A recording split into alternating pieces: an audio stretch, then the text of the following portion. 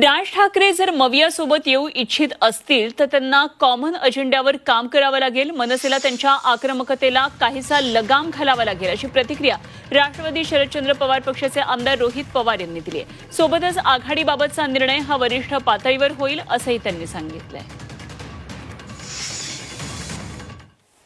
महाविकास आघाडीचं निर्माण झालं होतं तेव्हा शिवसेना म्हणजे उद्धव ठाकरे साहेबांच्या मार्गदर्शनाखाली चालणारी आणि बाळासाहेब ठाकरे साहेबांच्या विचाराने चालणारी जी शिवसेना होती, आधी अनेक वेळा त्यांनी वेगळ्या प्रकारच्या भूमिका घेतल्या होत्या. काँग्रेस आणि राष्ट्रवादी समविचारी होते, पण जेव्हा महाविकास आघाडी फॉर्म झाली होती, निर्माण झाली होती, तेव्हा आम्ही कॉमन अजेंडेवर चालत होतो. एक कॉमन अजेंडा घेऊन पुढे चाललो होतो. तो विकासाचा होता, एकता होता, समानता होता, शिक्षण होतं, शेतकरी, कष्टकरी, युवा, विद्यार्थी, महिला, सुरक्षता, ह्या सगळ्या विषयांवर आम्ही एकत्रित आलो होतो. आणि त्यानंतर या तिन्ही पक्षामध्ये कधीही असं स्टेटमेंट झालं नाही ते दुसऱ्या पक्षाच्या विचाराला अडचणीत आणेल.